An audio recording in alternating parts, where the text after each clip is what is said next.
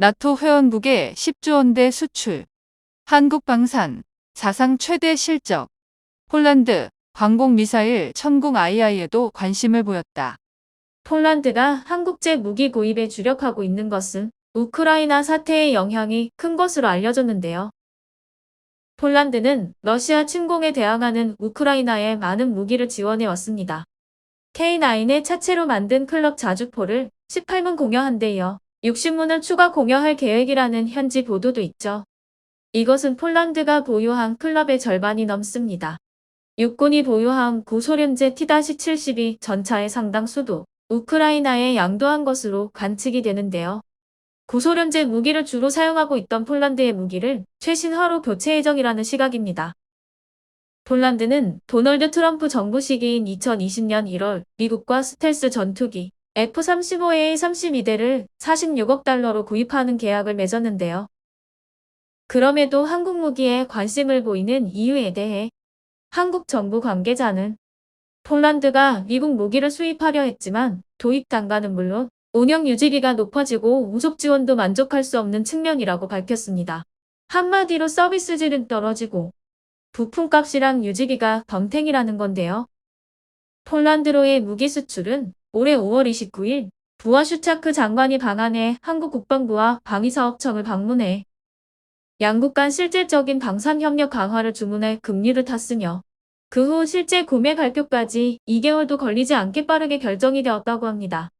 방산업계에서는 폴란드가 다른 한국산 무기를 추가로 구입할 가능성이 있다는 관측도 나오고 있으며 폴란드 군수 당국자는 현지 미디어와의 인터뷰에서 고병 전투차 K-21과 장륜 장갑차 K-808, 다연장 로켓 발사기 K-239 등에도 관심이 있다고 말했습니다. 그중 UAE로의 수출이 정해진 방공미사일 천무 II에 특히 관심을 보이고 있다고 합니다. 폴란드는 러시아 미사일에 큰 위협을 느끼고 있기 때문이죠.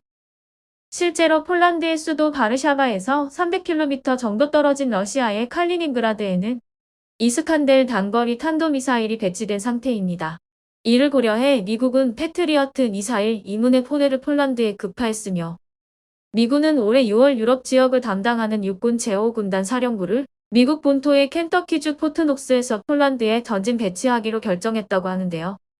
2020년 기준으로 폴란드의 국방 예산은 128억 달러 정도이며 올해 2월 관련법을 개정해 현재 국내 총생산 2.2% 수준인 국방비를 3%까지 끌어올리기로 했다고 전했습니다. 대금 지급에 관해 폴란드 정부는 경제가 심해져도 국방 예산에는 영향이 미치지 않도록 국군 지원 펀드를 별도로 만들었다고 전했습니다. 한편 우려의 목소리도 나오고 있는데요. 익명의 국책기관 연구원은 러시아가 자국에 대한 경제 제재와 우크라이나 무기 지원 등을 이유로 나토 회원국에 대한 가스 공급 차단을 지속하고 있다며 우크라이나에 무기를 지원해온 폴란드의 현 시점에서 공격용 무기를 수출하는 것은 블라디미르 푸틴 대통령 정권에 나쁜 신호로 작용하는 경우가 있다고 말했습니다. 이 연구원은 한 척당 3억 달러에 달하는 고부가 가치 선박인 제빙 LNG선, 수주 등 대러시아 사업에도 영향을 미칠 수 있다고 도전했는데요.